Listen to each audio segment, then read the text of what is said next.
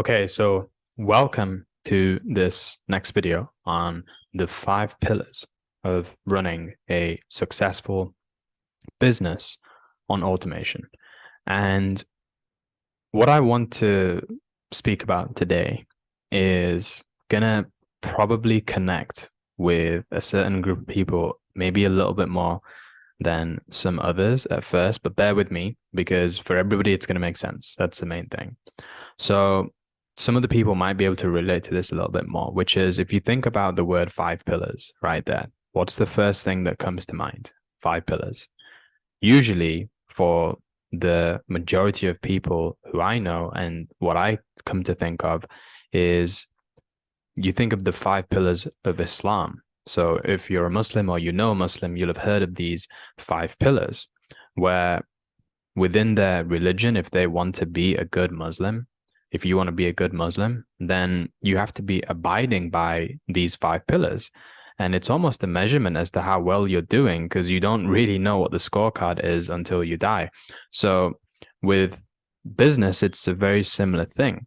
You know, in Islam, the 5 pillars are you have number one, which is the shahada, the belief. Number two, it's you got to pray. Number three, you know, you've got to fast in Ramadan. You've got to also number four go to the pilgrimage, and five you got to give to charity. So if you can follow these five simple things, then you're going to be able to have the kind of success as a Muslim that you would like to have. And it's the exact same thing that I want to show you as well when it comes to business. If you can follow the 5 pillars that I'm going to outline for you right here in this video, you will also have success as a business owner, whatever that means to you. You know, success could mean one thing to you as somebody who wants to create a remote lifestyle and wants to have time freedom. It could be for somebody else, you just want to spend more time with your kids. Whatever success means to you, you will be able to achieve that through adopting these 5 pillars that I'm going to show you in this video. So let's get straight into it. Okay, so 5 pillars to successful business on automation. Make sure that you've got your notepad and pen at the ready so that you're taking notes, not just on what the 5 pillars are, but the explanations behind why it's so important and the details for each one.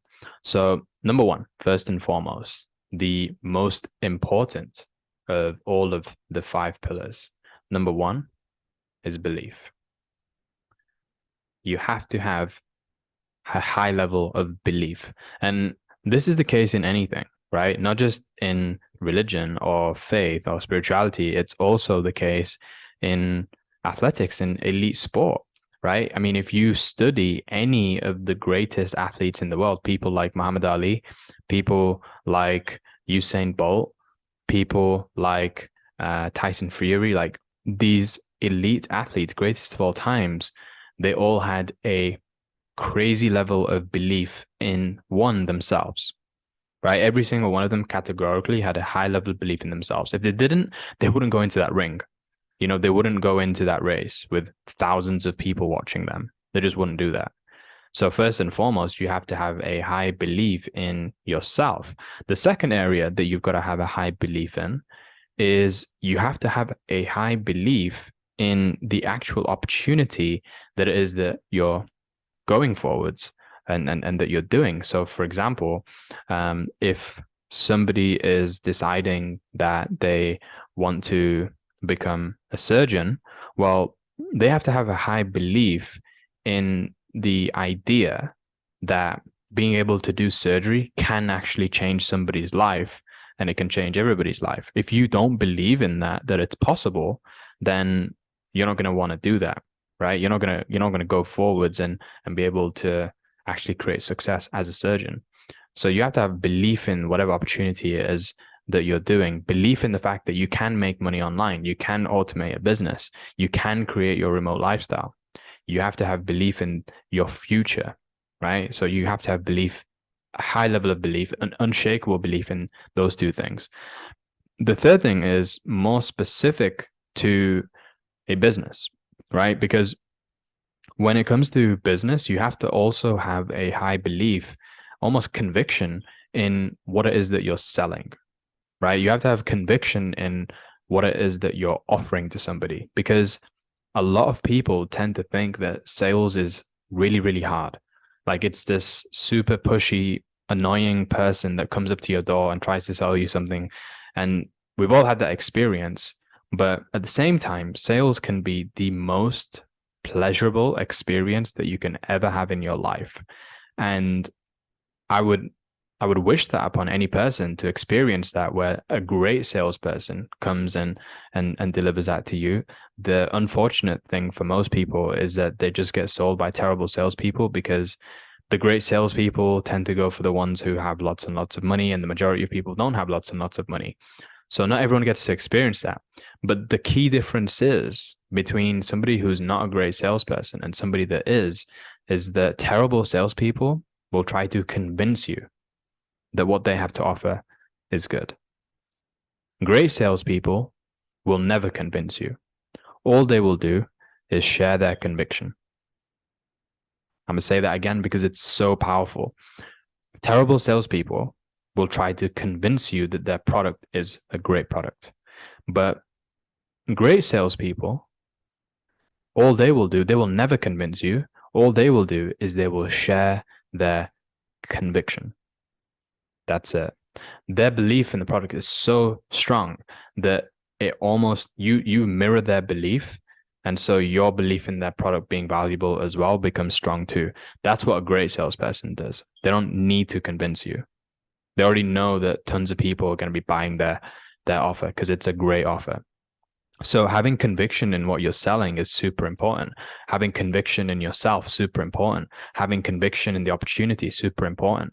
The final thing is something that really isn't talked about too much. And my suggestion for you would actually be to pick up a book. I believe the book was called Bounce, by Matthew Syed, I think was the author. And in this book, he was a professional table tennis player, world class, won like 4 or 5 gold medals, whatever. And then he ended up writing this book afterwards to study other successful people in many different areas, whether it was being a musician, an artist, an author, an athlete, whatever it was. He studied these successful people and he looked for the commonalities between all of them. And one of the things that he said was the major commonality between the elite, the top 1%, and the rest of the majority was that although the majority had belief in themselves, they had belief in the opportunity, they had belief in maybe what they were selling. What they didn't have belief in, which the 1% did, was something outside of themselves, which was a higher power. And it might seem at first when I say that, it's like kind of woo-woo, all of this stuff, but it's super, super important. You have to have belief in something greater than you, that you can't see, that it's in the unknown. And the reason why I don't just give it a label and I'm more so describing this thing is because I know that there's people watching this video from so many different backgrounds, and you might not necessarily connect or resonate with what you've been shown in terms of maybe religion or faith and modern spirituality. So I'm just describing what it is, but some people call it law of attraction. Other people call it God. Other people call it universal intelligence. Whatever it is, you have to have conviction in the fact that when you take action, law of attraction will do more for you and will return more, right? So it's not just whatever you sow, you shall reap. It's whatever you sow, you will reap more. That's what that greater force, the outside force, will do for you once you start taking action and once you start really changing the way that you show up and your belief system. So that's a lot that I've shared there in terms of number one, which is the most important thing when you're going into this, 100%. But at the same time, just having belief is not enough to be able to have success in business on automation. You have to have all 5. But belief is the core foundation. Number 2 is you have to do the action. And the main income producing activities in business on automation is lead gen and follow-up. It's lead gen and follow-up. Now, what do we mean by lead gen? By that, we mean that if you are trying to sell a product online and you don't have any interest, then maybe you've got one person per day or one person a week, whatever it is. If you've got one person that you're speaking to, do you think that you're going to be able to close that one person? Do you think that they're going to look at your offer and it's like, wow, this is incredible? Chances are, like, maybe, but probably not. But what if there was 100 people who you were showing your offer to on a daily basis? What if there were 1,000 people that you were showing your offer to on a daily basis? Do you think that maybe one of them might resonate with it, might relate to it, might need it, might want it? Chances become higher and higher. And it's the same thing with follow-up. Now, follow-up, the way that follow-up works is a lot of people disregard follow-up. I did, especially when I first started business, because I didn't really see the benefit of it from doing it at first.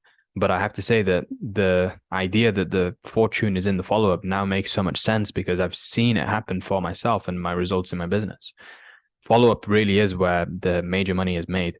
Lead gen is just to generate initial interest, but follow-up is where the magic happens. So if, again, same principle, you're not actually doing any follow-up, there's no follow-ups being done throughout your business, no emails are being sent, no messages are being sent or anything like that, then you're never going to be able to get the results that you could potentially have. And it's very similar, going back to that analogy of the 5 pillars of Islam. You know, you can have the belief, but if you're not praying, then are you really successful as a Muslim? So it's the exact same thing here.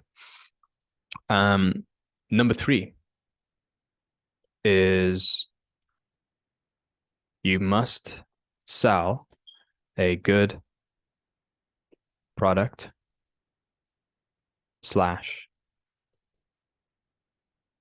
offer. You must sell a good product / offer. Now, what do I mean by good product or good offer? Because you might think that a good product or good offer is just something that you can sell. This is the major flaw that I see in most people's thinking when it comes to setting up a business. Like, a lot of people come up to me and they're like, "Oh, I've got a great idea, Adam. I'd love to be able to like make an Instagram page and start selling some makeup because I heard so and so like they make this amount of money or they pay this amount for this makeup product or whatever it is." And I'm not slashing makeup at all. I'm not saying that it's a terrible place to go down. But what I'm saying is that the reason behind wanting to start a business is usually not for the right reason. It's because they believe that it's possible to do it. It's not that they're doing it because they want to do it. That makes sense? So the good product for you is, first of all, something that is in line with whatever vision you have of your ideal lifestyle. That's why we got you to start out with what is it that you want for your future? What does success mean to you? Then you can work backwards and you can decide, you know what, that product doesn't actually make sense, or that offer doesn't make sense for my lifestyle, because maybe you don't want to be spending so much time selling hundreds and thousands of products every day. Why not just sell 1 or 2 that can still make you the same amount of money? That's one thing to consider. Another thing is, when it comes to selling a good product or offer, is you want to sell something that also you believe in yourself, right? You have to believe in whatever product or offer is, and that it has value for people. Because, like I said, the sales process becomes that much easier when you have conviction in what it is that you're selling. So don't just sell something to make money, because in the long term, that's not going to be very helpful for you. You want to do this for longevity, not just to get rich quick. We want to get rich for sure. So selling a good product, in my opinion, anything that takes you closer to where you want to be. Number 4 is growth. Now, the reason why I'm putting growth down for one of the 5 pillars to successful business on automation is because as you start out your journey, you obviously are going to be at a certain level in terms of your personal and professional growth. You will have got to a certain stage, whether it's measured by how much money you have in savings, or measured by how many people you've sold to, or measured by how many leads you generated, whatever it is, you're going to be at a certain level. But then a year afterwards, if you're at that same level, then you really got to ask yourself, why? Why are you at that same level? Because in order for you to really grow as a business owner, as an entrepreneur, you have to grow. You have to grow in terms of the amount of work that you're putting into yourself. Like, are you learning? Are you studying the right people? Do you have a mentor? Are you getting educated on a daily basis? Are you taking action so that you're growing? Are you going out of your comfort zone as consistent as possible? You have to be doing these things consistently. And the reason why is because if you want to keep making the same amount of money, then stay at the same level. Just stay there. You don't need to grow. But if you want to be successful, then you want to attract people of a higher caliber, right? People who have more money, people who are ready to buy right now, people who are more connected with your vision, right? And you need to be able to grow in order to attract those people, those customers into your business. Does that make sense? So growth is super important. And the fifth and final one on the list is content. Content. And the reason why this is fifth on the list, because think about the list right here. I've not just done it in terms of like a random order. This is the order of importance. So number 1, the most important thing on the list is belief. You have to have a solid, strong self-belief. That is the root. Imagine it's a tree, right? That's the root of the tree. You have to have strong roots before you grow the branches and the trunk of the tree. You know, the trunk of the tree might be your lead gen. The branches might be selling a good product or offer. The growth, the growth could be some of the leaves, and the content is some of the fruits. So in terms of content, a lot of people have this misconception online because of the social media age that we're living in, and influencers who are also entrepreneurs. They might see the likes of Grant Cardone or Gary Vaynerchuk, or what's the other guy that all these kids are following right now? What's his name? The Hustlers University guy. It's gone out of my head. But the influencers are posting content on a consistent daily basis because they have leverage and they have people to do that. But as a solo entrepreneur, as somebody who's just starting out, you're not going to have the ability to do that. And just posting content, just because somebody posts a lot of content, doesn't mean that they have a lot of sales, high ticket sales coming into their business. All it means is that they're consistently showing you parts of their life. Now, content is powerful, but my belief is that content is powerful when it's used in conjunction with the other 4 pillars. So for example, if you're posting content because it's a means for you to grow, like you're growing in terms of your skill set, you're growing in terms of your confidence, you're growing in terms of how you're able to speak on camera, then great, keep posting content in order to grow. Number 3 is selling a good product or offer. If you're using your content to sell your offer or to educate about the value of your offer, then keep doing that. Number 2 is lead gen and follow-up. If your content is producing leads, for example, you're going viral on TikTok, or you're posting content on YouTube where people love your content so much so and take so much value from it that they automatically go and buy your product, great, keep doing that. Same with belief as well. If your content is helping you in terms of creating more conviction in what you're doing, then yeah, keep posting content. So that's my belief. Content is a way of being able to help with the other four pillars, but it's super powerful in terms of marketing, putting yourself out there. It's just not the most important thing, right? So that's the 5 pillars to successful business on automation. I hope that you've really understood how simple this can be, and it allows you to focus on the areas which are actually going to make you and generate you the income so that you're able to create your remote lifestyle, and the one that you've decided on creating, not just the one that you think that you want to have or other people tell you to have. So yeah, I hope you've taken some value from this video. In the next one, I'm going to show you how to automate everything within your business that can be automated.